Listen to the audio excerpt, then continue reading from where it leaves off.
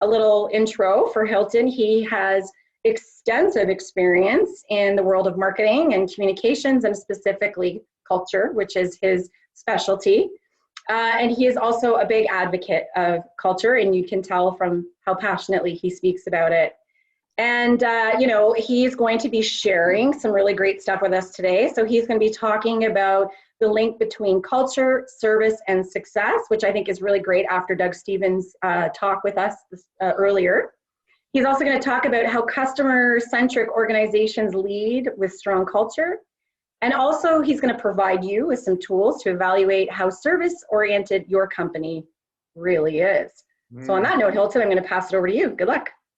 Thanks, Catherine. And thank you for everyone who's joined today. As always, Canada Post just puts on a spectacular set of keynote speakers, and you can appreciate what it's like to follow somebody like Doug and that very provocative presentation that he just had.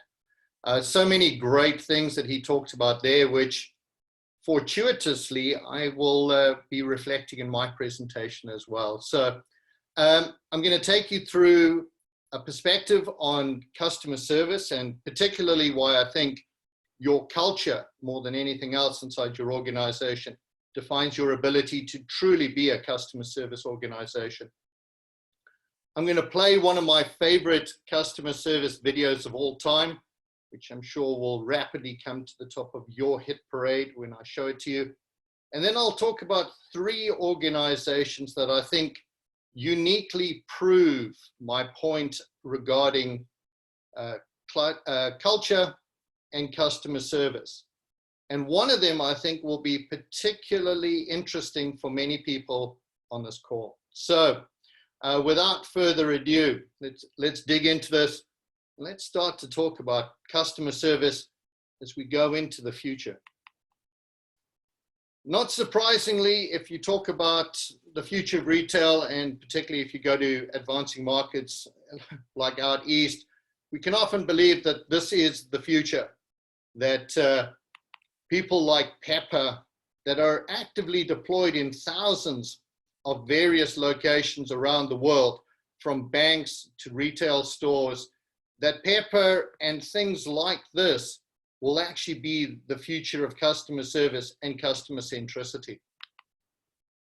We also believe that the notion of zero-party data, which is rapidly becoming one of the hottest topics in the marketing arena, that zero-party data, that data that consumers actively give you, deliberately give you, rather than we infer from the transactions that they have with us, that zero-party data is going to be the cornerstone of our ability to be customer-centric in the future.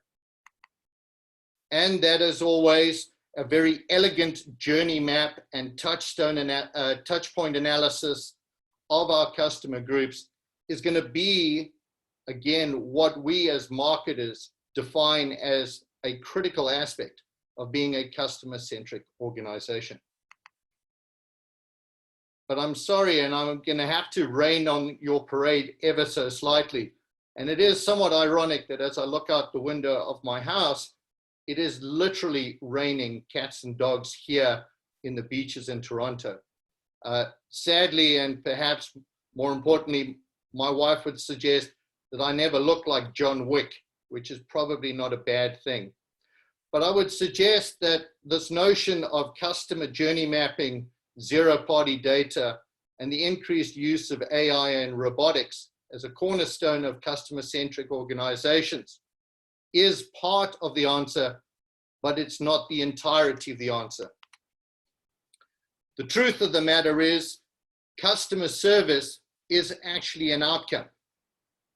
It isn't an objective, I would suggest. Much like profit is an outcome of a well-run and efficient organization, I would suggest to you that customer service, and doing that brilliantly, like the person from Starbucks here in this photograph, is an outcome. It's an outcome of 2 things. Firstly, of your breathtaking strategy, the one that in previous years we would all have been stuck in a wonderful location, perhaps off-site with the rest of the executive team, perhaps in Blue Mountain, perhaps somewhere in Lake Louise, and we would have been agonizing for days over this wonderful corporate strategy that would set us apart and let us win in the marketplace in the year ahead. But the reality is your strategy will run headlong into your culture. And I would suggest that it is that moment, that intersection between your strategy and your culture, is what will define your ability to be truly customer-centric and a customer service organization in the future.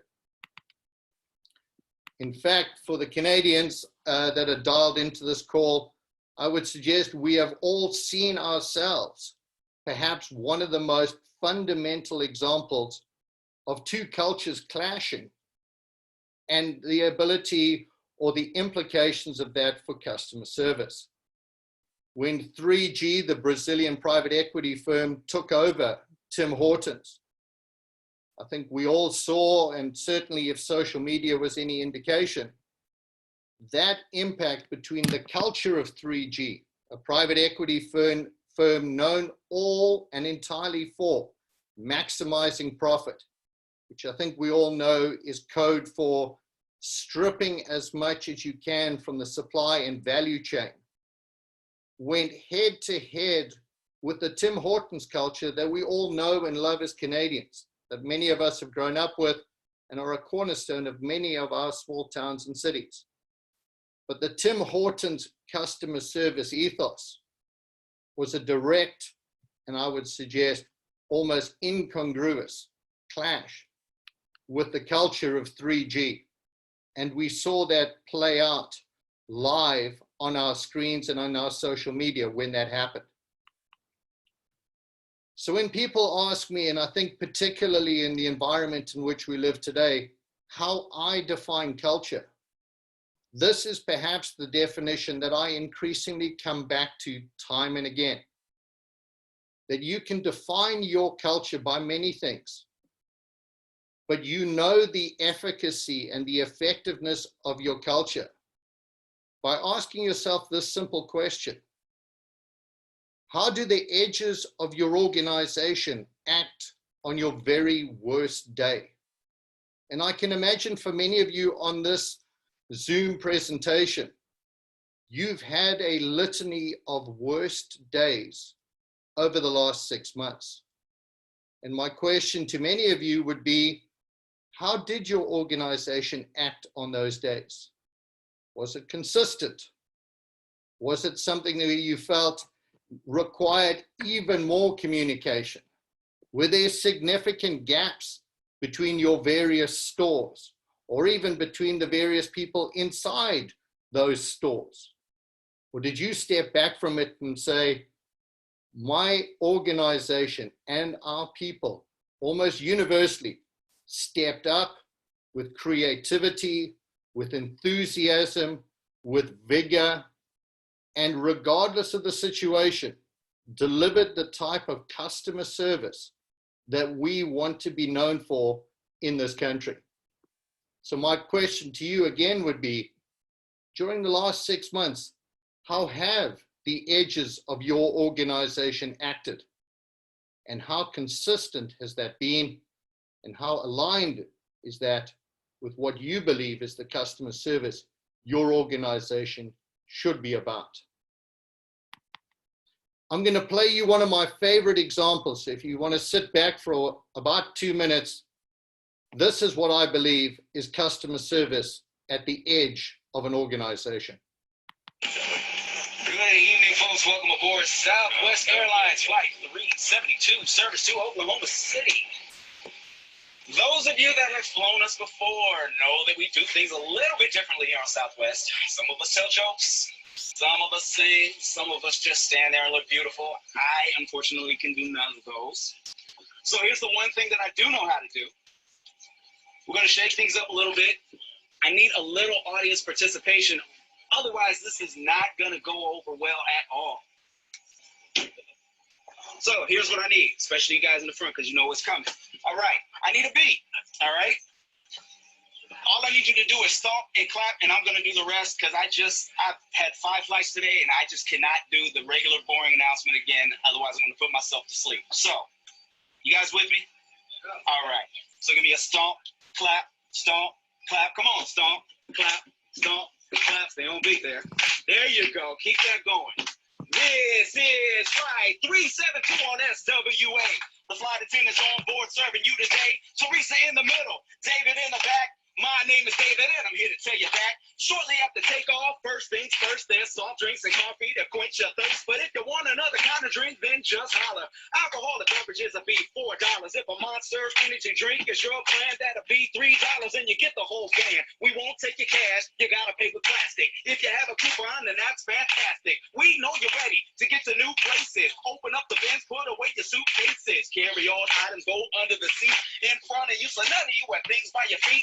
If you have a seat on the road with the exit, we're going to talk to you, so you might as well expect it. You got to help evacuate in case we need you. If you don't want to, then we're going to reseat you. Before we leave, our advice is put away your electronic devices. Fasten your seatbelt, then put your trays up. Press the button to make the seat back raise up. Sit back, relax, have a good time. It's almost time to go, so I'm done with the rhyme. Thank you for the fact that I wasn't ignored. This is Southwest Airlines. Welcome aboard.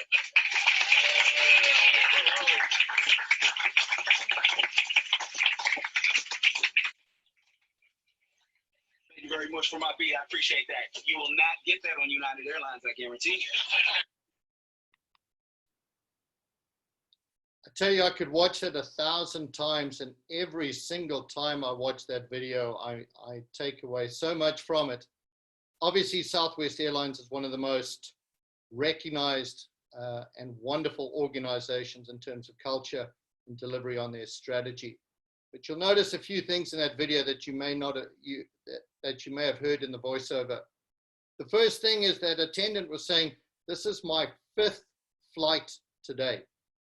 And that energy, that enthusiasm, that excitement in his voice, and that creativity on his 5th flight. Imagine how exhausted he must have literally been, but he still brought that. And then, you know, the marketer in me always adores that throwaway line at the end, which was, "You won't get that on United." So it's a remarkable example to me of an organization that has brought culture to the very center of their ability to deliver a unique and compelling service. The thing is with culture, what often happens, and this I would suggest is the first mistake made by many organizations, is they look at their culture and they believe erroneously that their culture is all about vegan muffins and beer card Fridays and conga lines at head office, which I know many of us miss the conga lines at head office now that we're all working from home. But the reality is your culture is none of these things. In fact, if anything, this is your culture, and certainly the culture inside many organizations today. Your culture is the sum of all the people that work inside your organization. The most important thing is, it is the sum of their commitment to your organization, the commitment of their energy, the commitment of their creativity, the commitment that they put in to ensure that your organization is one that they can feel proud to work at, proud to represent, and proud to deliver that strategy that you bring to them every time at the start of the year. The question is your culture is your culture a place where the humans within your organization feel that they can believe and they can deliver and commit to what it is your strategy requires of them? I'm going to talk to you about 3 organizations who recognize just how critical that is and how their commitment to culture is why they've been able to see extraordinary success time and time again. Netflix is one that pops immediately to mind for me. And sure, we can say that during COVID, this is an organization that has benefited from the fact that if your family is anything like mine, Netflix has been one of the go-tos for their brilliant content, their ability to create and push recommendations to us, and their ability to segment based on the stuff that we've watched before. But I would suggest to you one of the most brilliant things behind Reed Hastings' entire organization is their culture that is predicated on many things, but two things that stand out for me. One is a recurring and obsessive belief that no matter how brilliant you are, if you're a jerk, you don't work at Netflix. And they very quickly find the jerks and they flush them from the organization.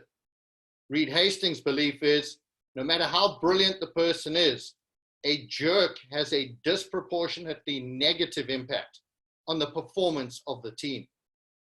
Behind door number 2, every year, they have what is called the keeper test, where they ask every single manager, who on your team would you keep regardless of the stakes? And what that forces and communicates to the culture is that we are all about performance here. And if you're unable or unwilling to perform at the Netflix level, then the organization will give you a generous severance and say thank you for your time. But we expect and require commitment, and that every year it's about the keeper test and proving you're still part of the A team that Reed Hastings wants. Southwest Airlines, I just showed you that video, is something that's very close to my heart. But the Southwest culture is one that is driven by two fundamental things. A belief that at any time in dealing with your customers, you need to do that with heart, with empathy, with consideration for their situation, and particularly these days in this category. Southwest continues to do this unlike most other airlines in the world. And if you've been watching the airline category, you'll have seen how many airlines are struggling. During this time, Southwest has actually added routes and added new destinations and have continued to succeed in perhaps one of the hardest and toughest categories out there. But at the core of that is the second part of their culture, which is warrior spirit, that you should remain undaunted and able to step in and lean into adversity to deliver the customer service that sets Southwest aside.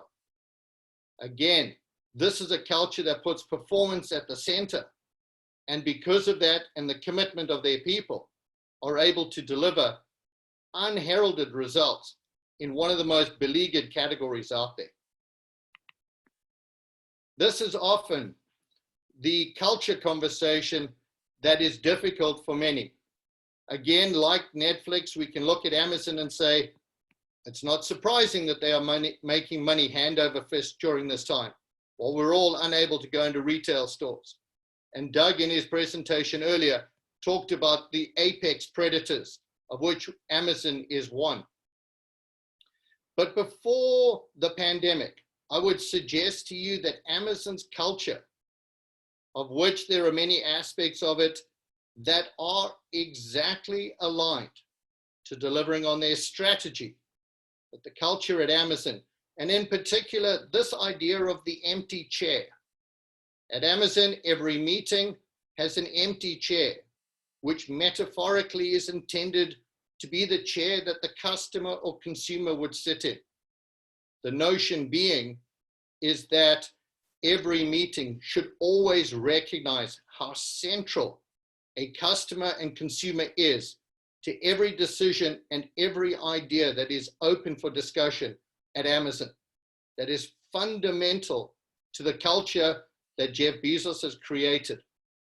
Now, I appreciate that there are many who read, like I, news items about how tough it is to work at Amazon and how horrendous the conditions are in many of their warehouses. And people often ask me, is that indicative of a good or a bad culture at Amazon? To which my answer is, Your culture has one principal task, which is to enable your strategy to succeed. And I would suggest to you that many of the decisions that they have made about the Amazon culture, as difficult and as harsh and as impossible as it would be for me to work there, have been a very deliberate recognition that their strategy required a culture of frugality, that you do not spend excessively, that you are customer obsessed to the point that you have an empty chair in every single meeting. And I would suggest those are a recognition, a deliberate recognition that the culture needs to enable your strategy to succeed, rather than be the thing your strategy runs headlong into and breaks. I'll leave you with one of my most famous and favorite culture quotes, which again is from a remarkable Canadian who knows all about customer service. The gentleman here, Izzy Sharp, the founder of the Four Seasons, again, a remarkable Canadian success story, and one that is grounded in a culture of the golden rule. At Four Seasons, their culture is all about treat others with the respect you wish you were treated with and by. And I would suggest that very simple ethos of the Four Seasons culture is what's enabled them to be a global leader in hospitality, but also to be recognized as a global leader in customer service that is unparalleled in their category. So if there is one final thought to leave all of you with today, your strategy, the strategies and the discussion that Doug led with today, that wonderful presentation that preceded this, I would suggest to all of you that regardless of whatever strategy you determine, whatever business or brand you want to become, whether you're the icon, the renegade, the people that are going to set the pathfinders for new customer ideas and scenarios, the one thing to remember is your strategy may set the direction, but your culture will be the engine by which you will succeed or you will fail. Culture is the engine for the success of your organization. And with that, I would love to take any questions from those of you on the line. Elton, that was awesome again, yet again. You know, it's funny when you're talking about customer service, I can't help but think about one of the first jobs I ever had, actually, where I worked for about, I think it was 8 years, if memory serves, was Sears. Mm-hmm. And one of the things that I loved about working there, I think really working at Sears was the foundation for my career in many ways. And I think it's a lot of it is a testament to the fact that they empowered us as, you know, frontline workers, if you will, at the stores to make the right decisions, similar to what you were just saying, that, you know, treat the customer the way you'd want to be treated when you're in the store. And so they would empower us to make the right decisions to the customers. And I always remembered that. And I think really set the tone for me, even as a marketer. I often, as I'm pulling together, you know, marketing plans, or I'm even thinking about event experiences and things like that, you know, always thinking about that customer at the end and how they're, you know, viewing things. So that's amazing. Thank you so much. Sure. There is a question that came in, which I thought was really good. So I'll read it off to you. Please. So what are your recommendations on making a culture shift on my team as well as within my organization? Excellent question. So right now there are two things that I would suggest any leader can do.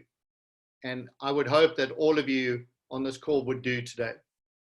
First is, I would ask you objectively, what is the culture you believe you have today?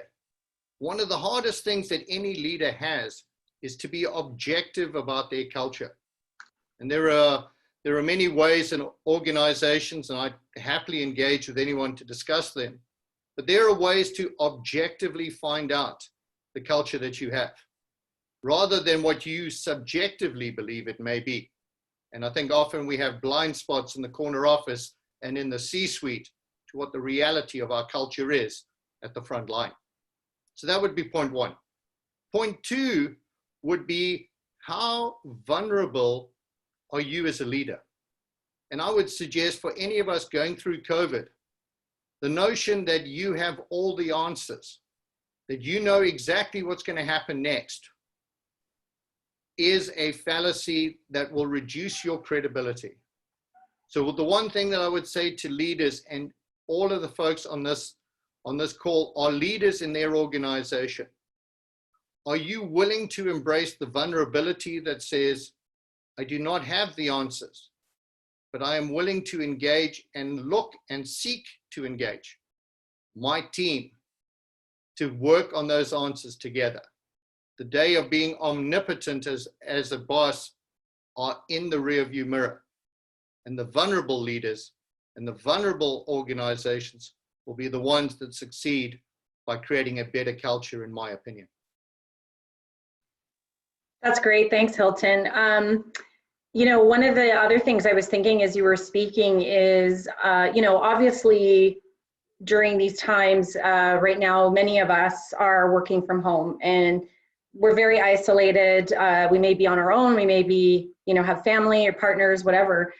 How do you think, or how would an organization or a team for that matter, maintain a healthy culture without, you know, you were saying the conga lines and stuff like that, which I automatically think of hugs. Like Nadia and I hug each other every day when we see each other at the office. And of course, we're not able to do that. So what are some of the ways that maybe as an organization or as marketers, we can maintain that culture within our team and our organization distanced? So firstly, I'm a big fan of hugs as well. I wander around my house with my arms open, and occasionally my kids will actually hug me. So I consider that a good day of working from home. So I absolutely feel that, Catherine, and I think everybody is dealing with that in their own way. I'd make a couple of suggestions. Some are just simple, basic human things. Connect with your team to not talk about work. Now, I appreciate that that's a difficult position for many, but every time that you call one of your junior people, do they sit there and cringe and hope that you're not going to be pushing them hard on a deliverable that is 2 days away? Reach out, connect with them as humans. And the second thing, and I've seen this happen in several organizations, is there is an exercise called the emotional culture deck. And what makes this such a powerful tool is it gets into the emotions that your team members are feeling. And it creates an environment where they can actually discuss their emotions, that they're feeling depleted or fatigued or excited or disillusioned. And I think the ability for us as leaders to have honest and open and vulnerable conversations about the emotions of our people is what binds us and connects us to our teams, and will get the type of commitment I think we're all looking for in these particularly difficult times. That's awesome. Thanks, Hilton. And of course, it goes by way too quick, Hilton. I could talk to you about this all day. Well, thank you, Catherine. Thank you, Hilton. I thank you so much for being here 2 weeks in a row. It really means a lot to me, and I know the team, and hopefully, actually I know, I shouldn't even say hopefully, everybody got a lot out of this presentation. I just wanted to also highlight, which I forgot earlier, is Hilton has an article in our annual issue from this year, which you can download at the Canada Post virtual booth. We have this here, so if you want to read more, it's a great article. And just the last couple few things before we wrap up is, you know, we're going to be moving into our next breakout. We've got a few minutes in between, so take a time to go visit our vendors, you know, complete these really hard riddles. Maybe I'll ask Hilton to help me out with a few of them after. Catherine, so thank you for pointing out that article. For everybody on the line, I have a box of 500 of those at my house. So if you'd like to have one personally autographed by me, my wife would like me to get rid of them and I would love to personally sign them. And I'm sure the good people at Canada Post will ensure you get them as quickly and as efficiently as they can. So if you'd like a signed copy, feel free to reach out directly. And you can find Hilton by going to the networking tab up top. All right, thanks, Hilton. That's awesome.